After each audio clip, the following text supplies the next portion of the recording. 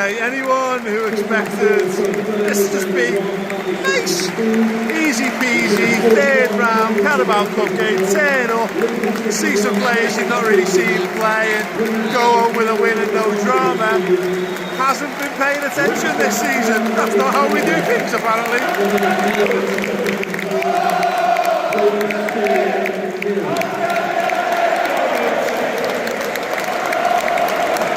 Yeah. I mean, it kind of was a sleepy, absolute nothing game of football. It was at times a proper throwback to the games that I grew up on. Those games that you get to go to as a kid, if you know someone who's got a season ticket or whatever.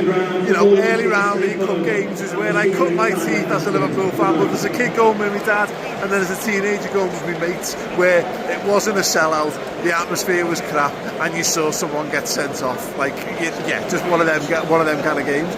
And yeah, weird. Nothing typifies that performance like Wataru Endo, who for the first half an hour was awful, like utterly awful. Like wow, like stunningly bad. And then he ended the half by skinning like 3 men.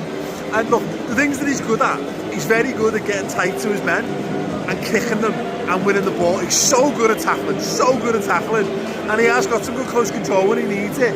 But my criticism of Endo when we first signed him was like, he just never seems to be aware enough of what's around him. He always wants to take a touch, and normally when he takes a touch, he gets himself into trouble, he gets closed down or whatever. Southampton actually made life really difficult for Liverpool's midfield, and it obviously makeshift midfield, entirely new 11 as well. We didn't have it our own way at all, really, throughout the game, and testament to Southampton for that. But in terms of Endo, when he started just playing it first time and trusting himself, he did better. Look, Curtis was really good in the first half for that. Really took responsibility for being the senior midfielder. I am on the telly.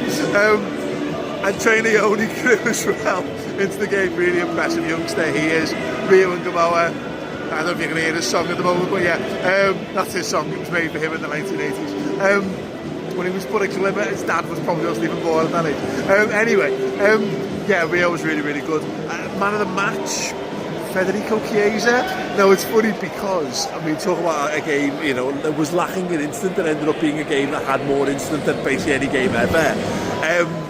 The guys around me said, if Kieza had just passed that ball, Ekitike wouldn't have got sent off. I'm like, cool, yeah, true enough.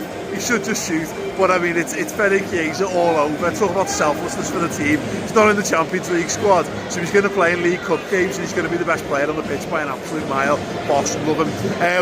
Hugo Ekitike, I love him too. Hugo, no.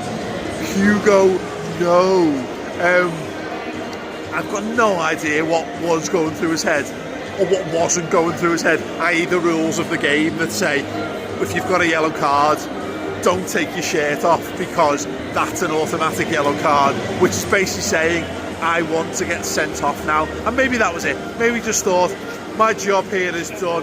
Isak's got his goal, I've got my goal, go put my feet up for the weekend. Like, he takes his shit, and everyone around goes, what are you doing? Frimpong runs over to him and goes, mate, put your shirt back on, what are you doing? And obviously, by the time he clocks on, he goes to do it, realises it's far too late. It's like driving at the speed limit after the speed camera's flashed, or the pizzies are pulling you over, and now I'm now going perfect textbook driving. It's too late, mate, you've been sent off. Arne Slot, I'm not even sure he looked at him when he walked past him, because there's a problem that's just been made. Bearing in mind that we had a problem we had to solve, Giovanni Leone looks a bad one, a really bad one. Such a pity because he had a really solid game. So what you're making your debut, looked absolutely off the level from what we saw of him. And I don't know the full ins and outs, obviously, it was the other end of the pitch to me. But given how he reacted immediately, his arm went up. Conor Bradley ran over and he was saying, no, make the change straight away. And it took a long time working on him to get him off. Was it knee, leg? You're almost, mad to say this out loud, you're almost hoping it's, like you'd rather it be a break than an ACL, you know, and that's yeah, horrible. and it was a weird one because Joe Gomez had a really up and down game as well. He looked very rusty. He's going to need minutes. He's going to need game time. And he's going to get it because now we've only got 3 centre-halves.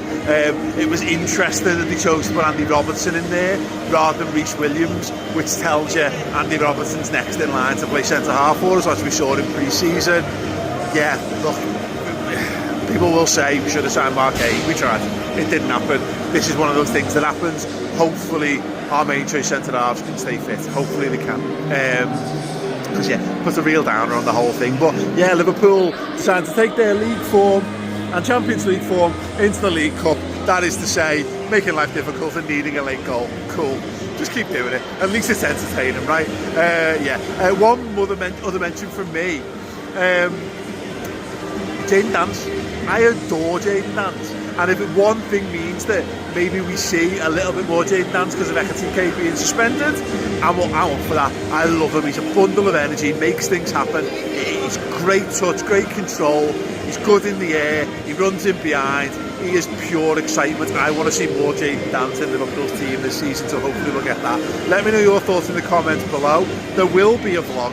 It's wild. Absolutely wild. But yeah, man of the match and thoughts on anything I've discussed in the comments below. And don't forget to go to redmenplus.com and sign up. The Reds are going to be the most exciting team you've ever seen in your entire life this season, and we're going to have you covered the whole way, all the way to us probably winning the league title and more. So go to redmenplus.com and sign up. The player ranking show will be exclusively for subscribers over there. Nice.